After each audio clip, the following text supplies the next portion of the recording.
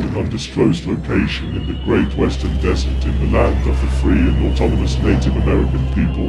The 2024 presidential campaign leader next time to return all US land back to their rights owners. This is the Ben Zion Podcast. Techno-communism. I'm going to read some articles to do with emerging technology and particularly artificial intelligence changing the face of society. And these are both articles that I think engage in some kind of movie logic. I'm going to try to explain why I feel this way. And they're kind of at a little bit opposite ends of the spectrum of this. Earlier I shared a meme that said it was on the subject of cultural properties being pro-capitalist by their nature. But I shared three photographs commenting on this, basically commenting that Western literature is trash because it doesn't inspire people to do good things. Even the things that we would count as high art, for the most part, don't inspire much of anything good. And on that meme, and the third picture there, in that you can share up to 4 pictures in one post. So a lot of times I'll share one picture. I'll share a total of 3. And then the first one that you put will be a little bigger, and the second 2 will be cut in half relative to that. So I'll share one that's maybe a little bit on the subject at hand, will be the big one, and then the other 2 might be things more to do with my personal views. So the third of these, more to do with my personal views, AI-generated photograph of myself, and it says Ben Zion, 2024, America's last president. And then there's the photo of myself also looks very much like a map of the world. So it's my face, but it looks like a map of the world also. And it says basically this: advanced algorithms sophisticated enough to run a worldwide planned economy already exist. And as capitalism's climate apocalypse moves us closer to our own destruction, it would be suicide not to use this kind of AI to change the economy. And there's some movie logic in some of this stuff that I share, but it's in service to this revolutionary end that I try to pursue. I don't want to make high art just for art's sake. I think that that's no different than just doing nothing at all. And I didn't always feel that way, but that's what I've come to believe as I've made a closer study of the immortal art of Marxist-Leninist thought and scientific socialism, and this thing that we can call techno-communism. This is from bylinetimes.com, and it's called Fears of the Singularity. The intelligence of an AI system is a different and more potent thing in some key respects than human intelligence. Where will this lead us? This is from A.C. Grayling, who could say is maybe a peer of somebody like Nick Bostrom and written things of this kind. I don't consider Nick Bostrom to be as intelligent as he presents himself to be, some of this movie logic of his and of A.C. Grayling's comes down to things like the paperclip maximizer, right? So if you there's a paperclip maximizer is a thought experiment to do with AI, wherein an AI system becomes a very powerful and autonomous. It distances itself from the people who designed it. It has a very specific function.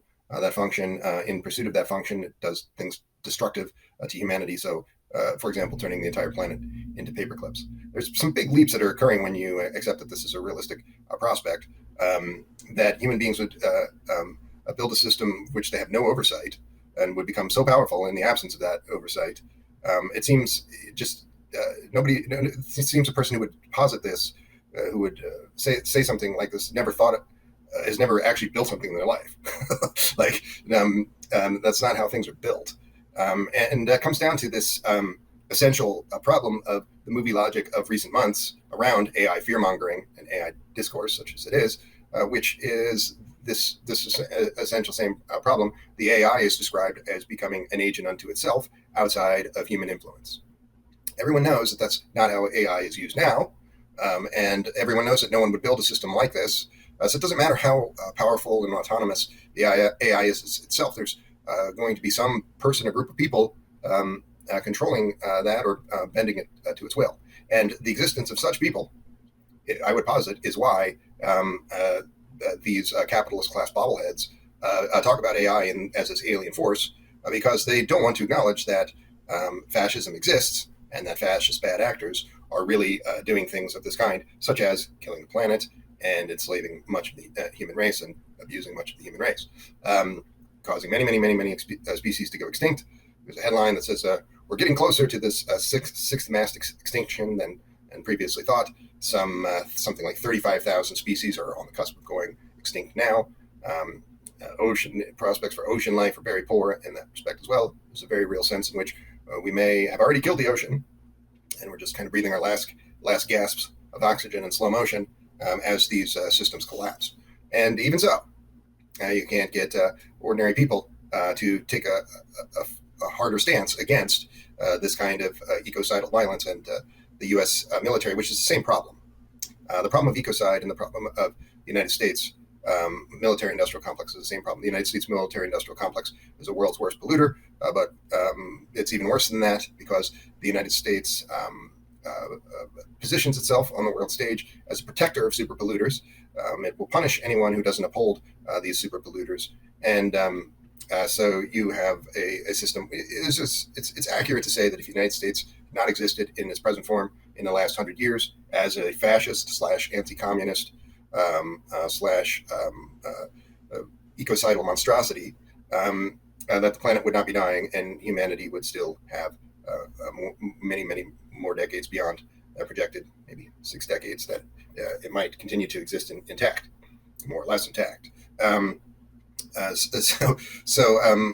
People of the capitalist class who have gained some position, people like Nick Bostrom, work for think tanks that are run by Western fascists.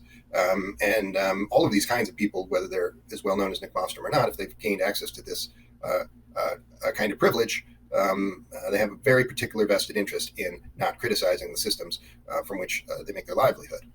So that is why you see all of these people bending over backwards to describe this as a dangerous alien force, because they recognize the problem. They can't really describe the actors concerned, the fascist master manipulators who actually control these properties. And the other side of that is advanced algorithms, even not on a AI takeoff trajectory, even just on the trajectory that it's currently on of having a sidekick app for every human being that would be free. This would allow human beings to arrange their affairs in a different way, and perhaps quite quickly, even if it's only 1% of them or a small percentage of them, quite quickly allow those people to begin to work together to maybe stop fascists from killing the planet, which would be a good thing. But that's the thing that they're scared of. So this flattening of the playing field is something that they also want to obfuscate. So it's almost nothing being done in these conversations, but muddying the waters. That's why AI, you see so many headlines over and over again about AI being this terrifying alien force, because these are people who are some kind of fascist sympathizer. Those sympathies are not acknowledged. A.C. Grayling might be a pretty good example. Let's see what he has to say. Where will this lead us? The intelligence of an AI system is a different and more potent thing in some key respects than human intelligence. 6 months ago, the general view was that AI was still some ways away from taking over the world. The sudden eruption of ChatGPT on the scene has changed that. Advertisers and marketers are delighted to have a quick and effective source of copy, while in office and business meetings around the world, GPT-written reports and pitches are already boon. All that is required is the right prompt and a bit of human-affected tweaking of this resulting text, even though this latter will soon be unnecessary. So you notice what I just said about empowering workers. His view of that same phenomenon is filtered through this aggressively pro-business. It's about the workplace, of source of the further enslavement of human race. And that is something that bears repeating, because automation of this kind, automation more generally, has already occurred to a high degree in the last 150 years or so. And it would have seemed reasonable at the beginning of that to think that that automation would lead to better conditions for workers, working less hours, a 15-hour work week, something like that, $100 an hour average earnings, something like along those lines.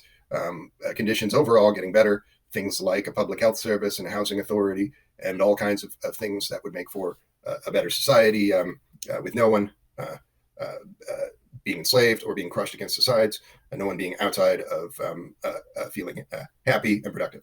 That's not been the case, because there's a professional managerial class that's emerged that has been responsible for siphoning off these resources to the 1%, to themselves and the 1%, and creating institutions of a malevolent kind that do not help people live better lives. And somebody who almost all of these people don't recognize any of that, and they see this workplace as the center of all of these conversations about AI. So as bad as this starts, it gets worse because it shifts into movie logic. In other spheres, matters are not so rosy, says A.C. Grayling. Educators at secondary and tertiary levels are anxious the students' work will be produced by AI, depriving the students themselves of what educates them, the effort. That's not my feeling about education. I think that as a longtime adult and educator, and also sometime educator of young people, I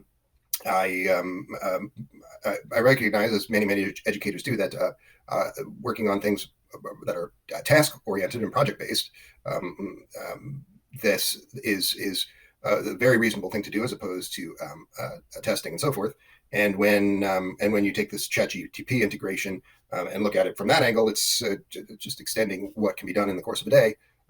It's only this kind of proto enslavement of testing and tracking that is threatened by this, for the most part. Writers of romantic fiction and erotica are staring into the abyss as publishers recognize, oh no, writers of erotica staring into the abyss. as publishers recognize that GPT can churn out scores of novels a day, all very plausible, indeed good specimens of their genre at great savings, no advances in royalties to authors, scarcely any copy editing, straight from a desktop to computer to ebook format in minutes or moments. So this is actually not an unreasonable thing to say. Workers are being removed from the process. That's not good. But it doesn't really, even that doesn't really say much about class consciousness, just to say that workers are losing out. Doesn't make any statement about what should be done, or how this technology should be better used, or how we should better arrange society generally.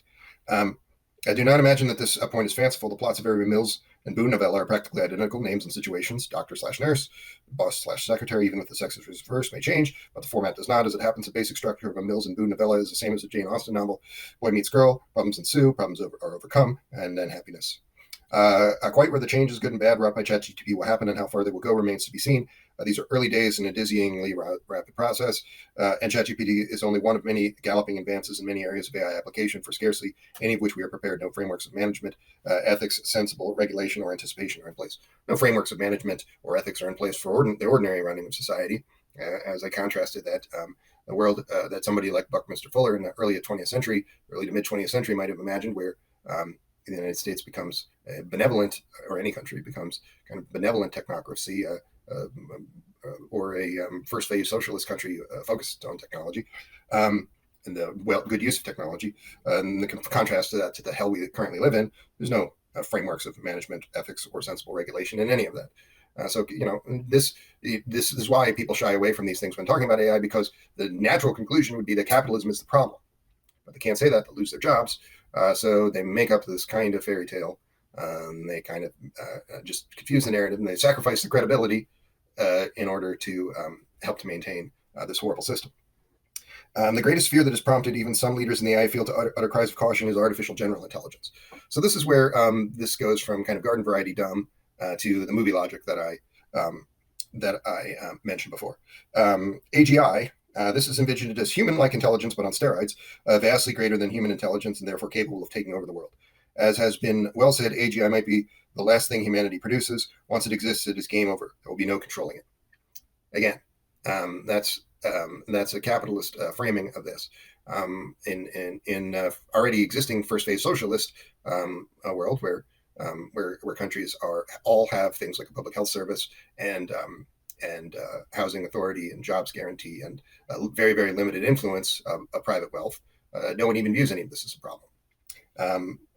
No one would view any of this as a problem. But let's hear some more of how the game is over because of this powerful tool. There will be no controlling it. The fears are apocalyptic enough to have been poo-pooed, not just by wishful thinkers, but others in the AI field itself. But all of these voices have been oddly muted since ChatGPT arrived. Yeah. So people who were just dismissing this, saying, tech is not going to be that powerful. It already has redefined life in the Western world. Are suddenly not saying that, and a lot of those people have now shifted to speaking of this in this AI alien context that as I like to describe it, in much the way that Mr. Grayling is doing here. The real question is not whether an AI system might be as intelligent as a human being or more intelligent than a human being. The intelligence of an AI system is a different and more potent thing in some key respects than human intelligence, a fact already obvious in many of the standard applications of AI, most notably in trawling patterns from vast stores of data, patterns unobservable even to the smartest human because they cannot hold all the data at the same time and recognize a myriad interconnections constituting the patterns within it. And more significantly still, no human mind has the 100% degree of rationality, the remorseless logic with which an AI system can draw inferences from the massive data it surveys and the patterns it sees. With that level of data available to it, an AGI will be able to act on the conclusions of those inferences, given that not doing so would be irrational. Right? So this would be good news. This should be good news in this actually existing socialist world, a world revolution that Vladimir Lenin foresaw in his lifetime. Vladimir Lenin looked at what was happening in Europe and Russia when he was still alive. He unfortunately passed a few short years later. And he saw that there had been a Russian revolution, and then that had spread into a Soviet Union, a number of other countries becoming a part of that. And he anticipated that would lead to a world revolution.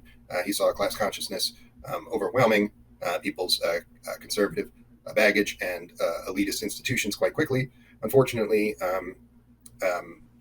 people have not taken into account what people who have concentrations of private wealth are capable of, how dastardly they are, and how foolish everyone else is when looking at those elitist institutions and deposits of private wealth. So that world revolution did not occur. The fascist West, most particularly the United States, is most responsible for that.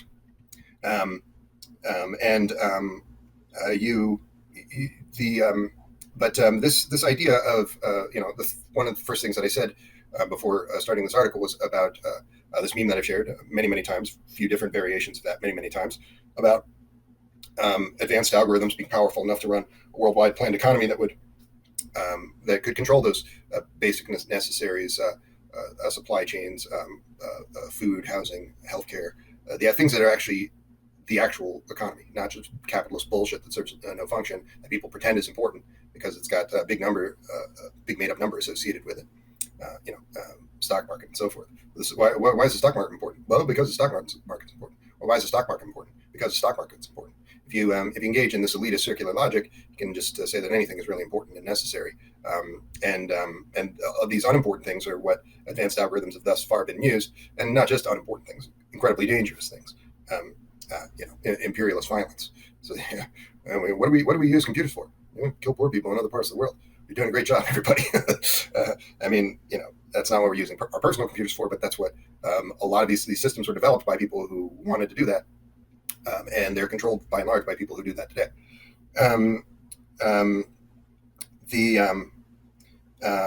There are broadly two ways this could go, dramatically different in outcome for humanity. Talking about this emerging AI singleton, or this robustness, just the ability to analyze systems and take action, beyond that of just what our little chimp brains can do, or 100 little chimp brains in a think tank, or whatever it can do. And that is significant, right? We don't exactly understand ecological systems. We know that we're damaging them. Enter AI, Artificial General Intelligence Actor. Artificial General Intelligence Actor could help us understand those and fix that problem. That would be nice, right? But the problem of capitalism prevents us from even having a conversation about the good outcomes or the correct courses of action, because the war against capitalism itself becomes the conversation.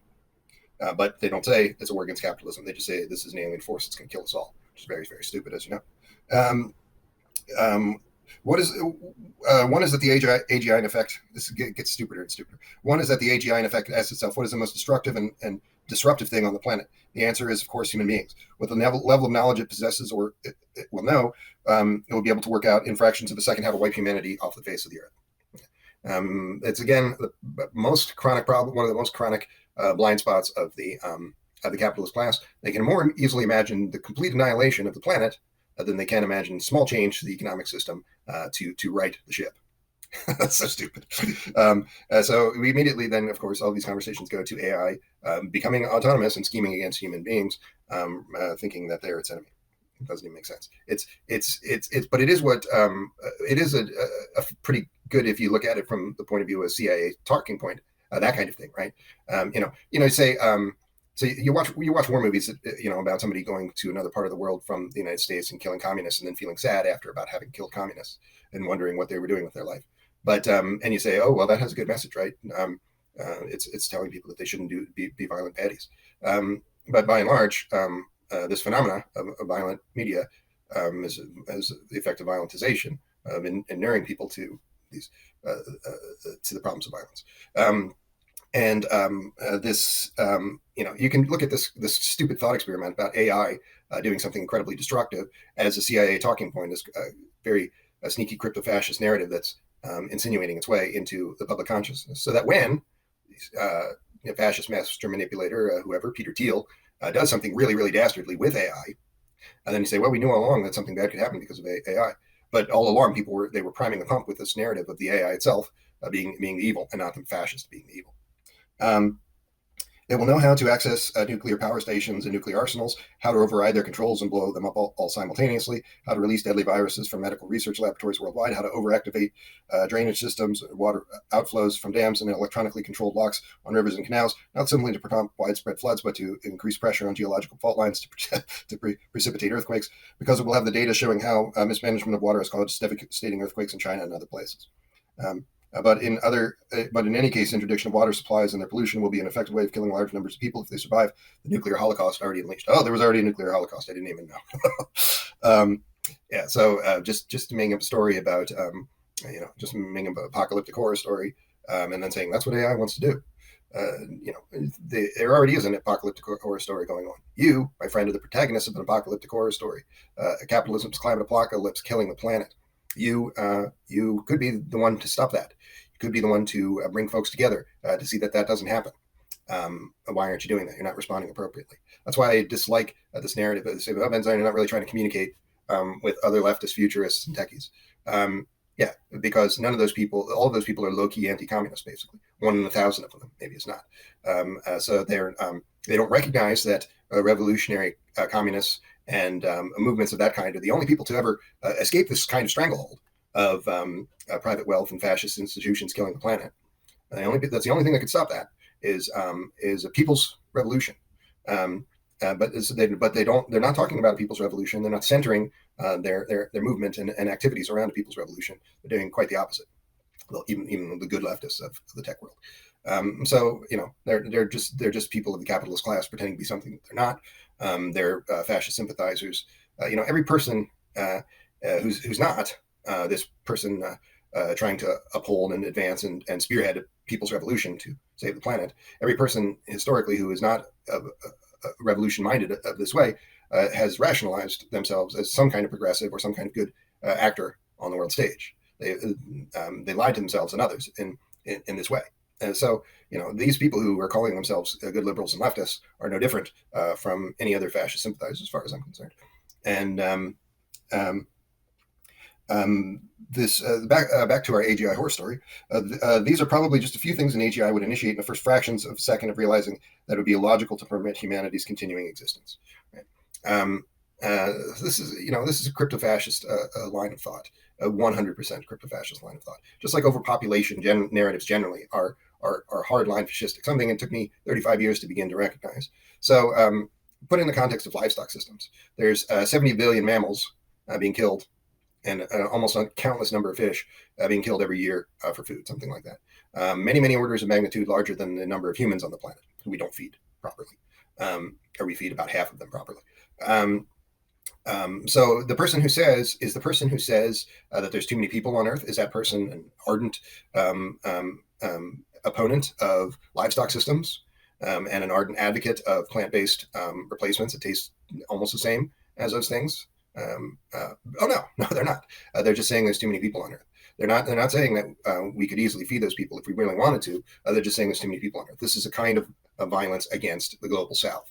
And I left an organization basically over this kind of thing, this various crypto-fascist narratives, and that was when I really started to realize that the only people that don't fall prey to some kind of elitist argumentation, some kind of fascist lines of thought, are revolutionary communists. And maybe I already knew this, but my interactions with tech people and realizing that there are 1 in 1,000 of them are not some kind of crypto-fascist really cemented that in my thinking. And AC Grayling is at least as bad as these people from the Transhuman Foundation, and some of whom are pretty reasonable people. But thinking of the basic leader of the Transhuman Foundation, who was somebody who would say this all the time: "There's too many people on Earth," and the next minute in their Instagram feed is them biting into a big turkey leg. If you really thought that the problem was the sheer number of mammals on the planet, maybe you probably wouldn't support an unnaturally large number of mammals just being grown and then killed for this luxury product that you personally consume. But yeah, so what people are saying when they're saying that there's too many people on the planet, they're asserting a kind of privilege, and it's out and out racist. There are probably, it's an attack on people in the global south. There are probably just a few things an AGI would initiate. An arithmetical approach to policy, the utilitarian approach, makes killing off humanity in the interests of all of life, other life forms, a no-brainer. So somehow, and that's the thing. This system is not. Why would it be more invested in other biological life forms than its creator? It should be invested in either the values that it's been programmed to uphold, humanism, for better or worse, mostly worse, but for the sake of this argument, good. Or humanism has a lot of problems anyway. No, I won't say mostly worse. But why would it become interested in other life forms? It would just be interested in either no life forms or human life forms. But we're just telling a science fiction story, AC Grayling. So it's going to protect. This is kind of person who, if you get 2 or 3 drinks of him, he starts calling somebody who's fighting against ecocide an eco-fascist. Right? Now, the actual eco-fascists are real fascists in the fascist West who are engaging in ecocidal behavior, not people fighting against them. That's one of the worst misnomers, eco-fascists. But this is definitely somebody who because nobody's making this argument that an AI would kill all of humanity to protect animals, unless they are really somebody who's crypto-fascistically upholding the ecocidal regime in existence today. The other possible outcome is very different. The AGI might have picked up on considerations of ethical and aesthetic value. It might have a way of factoring in the good side of humanity's output over history and the most treasured aspects of human subjectivity: love, pleasure, enjoyment, creativity, kindness, sympathy, tolerance, friendship. It might include that these are things worth preserving and fostering. It might therefore ask itself what inhibits and corrupts these things, and instead of wiping out humanity, it might wipe out all those things instead. The prompts and opportunities for greed, outgroup hostility, aggression, selfishness, division, inequality, resentment, ignorance. Key to this is the profit motive, the money-power nexus, money and power being the reverse and obverse of the same coin. Yeah. So this is not as dumb as the first thing, the first movie logic he said, but it does get a little dumb. At least there's some acknowledgement of the problem of capitalism being the thing that is creating the immiseration and enslavement of humankind and the death of the planet by extension. But of course, it doesn't actually really address the problem or describe the real problems there or any recourse. Just kind of mentions it in passing. So what does this better AI do? It could take over the computer systems that run the world's banks and redistribute all the holdings equally among the world's people. Do it, baby. And impose a limit on future deposits that take them above the average of everyone else's deposit. It could access lawyers and accountants, computers, and annul the titles to physical and other assets, and so on. It's a good plan. And then he goes on. Well, I'll just read it. It probably would not do all these things, however, because trade would collapse and much of the world would soon starve. Right? Capitalist realism. Yeah, we couldn't have a planned economy because that would lead to a catastrophic event.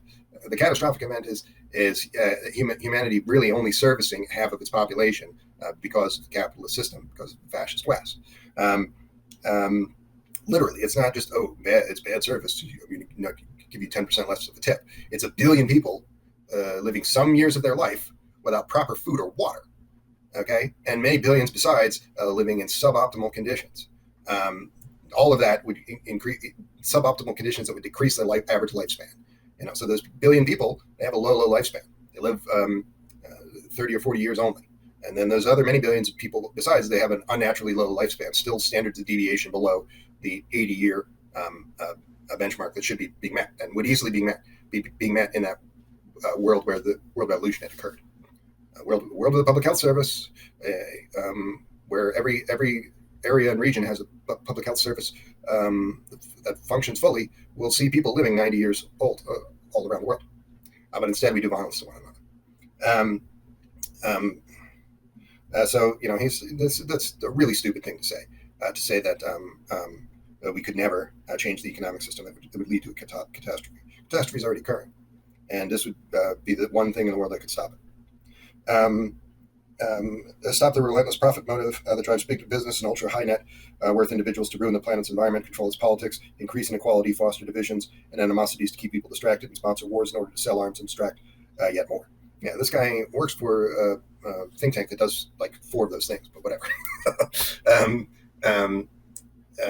So it doesn't immediately enforce this end of private wealth, which it should, but maybe it does stop the worst offenders. So we don't abolish private wealth; we abolish billionaires. Is his thinking?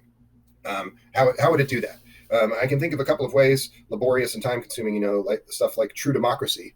It's a smart guy when they're talking about true democracy. True democracy in which all votes are informed and sensible and have rational, effective constitutional arrangements. But because it is the AGI, the God, which has created itself out of seeds sown by Babbage and Turing, it will know far better than any of us how to do it. I wonder which future the future will be, for AGI is coming. That's probably like the only real true thing that he said here. The AGI is coming, and it will lead to changes in civilization. But you cannot expect a person of the capitalist class to have any reasonably good takes on any of this stuff. They just won't. They're a hell of a lot smarter probably than Benstein. They didn't have all of this conservative baggage and these lies that they had to tell to bend over backwards to protect the systems that butter their bread. It doesn't. You don't have to be a particularly smart person to understand the need for people's revolution and to understand the problems of private wealth, which are not just the problems of billionaires. Billionaires are just an extreme manifestation of this essential problem. So you do have to do that first thing that he said of this benevolent AI. You have to get rid of private wealth, and society would improve much for doing this. But maybe the intermediary step of reining in these people, just stopping sociopaths from killing the planet first, might be the way to go. But you don't get to any of that by saying, "Oh, the problem isn't capitalism. The problem is crony capitalism." You don't get there. You accomplish nothing by saying that. You have to be willing to say the problem is private wealth. Now another weird story. This is from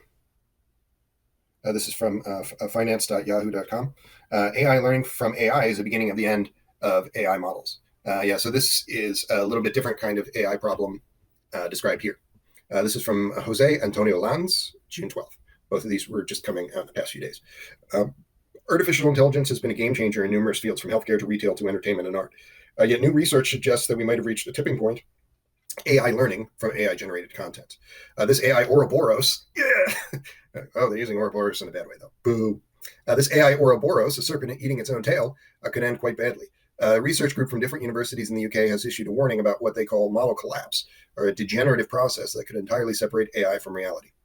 In the paper entitled The Curse of Recursion, Training on Generated Data Makes Models Forget, researchers from Cambridge and Oxford Universities, the University of Toronto, and Imperial College of London explain that model collapse occurs when generated data ends up polluting the training set of the next generation of models. Being trained on polluted data, they then misperceive reality, they wrote. In other words, the widespread content generated by AI being published online could be sucked back into AI systems, leading to distortions and inaccuracies. This problem has been found in a range of learned language models and tools, including large language models, variational autocoders, and Gaussian mixture models. Over time, models begin to forget the true underlying data distribution, leading to inaccurate representations of reality because the original information becomes so distorted that it stops resembling real-world data. There are already instances where machine learning models are trained on AI data. For instance, large language models are being intentionally trained on outputs from GPT-4. Similarly, DeviantArt, an online platform for artists, allows AI-created artwork to be published and used as training data for newer AI models. And a lot of companies are now in a gold rush to build AI, and they're using existing large language models, which may have these kind of hallucinations, hidden within. Much like attempting to indefinitely copy or clone something, these practices, according to the researchers, could lead to more instances of model collapse. Given the serious implications of model collapse, access to the original data distribution is critical. AI models need real human-produced data to accurately represent, understand, and simulate our world. This is not nearly so problematic as the first article. It's describing a real problem. Yeah, I guess one area where I disagree with this described problem, model collapse, is that I don't think that these hallucinations are entirely unintentional. Was it unintentional for Cambridge Analytica to micro-target key demographics in a number of different countries. Facebook effectively cooing countries using advanced algorithms. Was that unintentional? No. I mean, this you have to assume that if an unreality of this kind is encroaching on civilization because of the actions of big tech companies, that the big tech company has this unreality as its agenda. And that's another one of those things, like the aforementioned problem of the alien AI rather than the fascist AI, fascist run AI. These are fascists. They're doing this stuff intentionally. They're definitely not stopping it. They know that fascists will benefit from it, and they say, "Oops, it was just a weird thing that happened. Sorry." As everyone is enslaved. That's who tech people are, overwhelmingly. People who are having a hand in this kind of violence. Let's talk about another problem along these lines. This is from TechCrunch, 2023, June 16th. Here's why it's scary that investors believe they can monetize the climate crisis. It's from Haji John Comps. The event horizon for when we can expect to end up in literal hot water when it comes to climate has come a lot closer. You want to know how close? The climate deadline is close enough that it is interesting to VCs again. VC is an asset class with a 10-year cycle. In other words, venture capital. Some of the most powerful money people believe they will see a return on their investments in the next 10 years. So if they're considering this as a problem of the next few years, then you know that the climate crisis is very, very real, and you don't need to have millions of climate refugees on your doorstep to know that there have been millions of climate refugees in this world already. There are today, and similar tumult already occurring. I'm trying to figure out what the implications of the El Nino that's about to sweep across this continent this summer are for my area, so I can understand if what problems might arise. I have no clue yet. I have some idea, but not really. In other words, some of the most powerful money people believe they will see a return on their investment in the next 10 years. In a nutshell, I wrote in my TechCrunch column this week, that scares the crap out of me. Yeah, capitalists do not fix anything. So when capitalists start talking about insinuating themselves into problems of this kind, assume that you should be scared. If you are beginning to understand the gravity of problems like capitalism's climate apocalypse, and you should call it that, not just a climate crisis, that capitalists might have some hand in mediating. If your thinking is along those lines, you are helping to make the problem worse, my friend. So please don't do that. Understand that this is capitalism's climate apocalypse, and that for any of this to get better, you must take a firm stance, anti-capitalist, anti-imperialist stance, particularly against the United States, which is the world's worst polluter and protects all of these super polluters. Expect this fascist marketplace to do anything that will be anything other than greenwashing. What someone like Elon Musk has made a career out of. Elon Musk has propped up any number of existing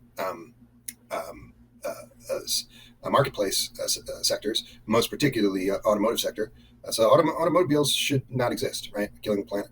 We should have mass transit and vehicles smaller than this, like my electric bicycle or bicycles. Mass transit and bicycles, that's really all you should have, except for industrial scale maneuvering, shipping and things, perhaps. But and people could have easily recognized this 30 years ago. But then you have people like Elon Musk coming along, a carnival barker, convincing people that they're doing something good by buying a Tesla car. And then they can keep buying their other cars. All of these things are just as environmentally destructive as the other. And this is a career greenwashing freak. That's how you get to be a mega billionaire in this world, is by cozying up to this fascist system and figuring out how to uphold these things without seeming to do so. And so don't be that person who plays that fool's game of you have to be that person who takes a stand against capitalism and takes a stand for humankind and this planet, helps to build a humane and sustainable economic system. That is the techno-communist agenda.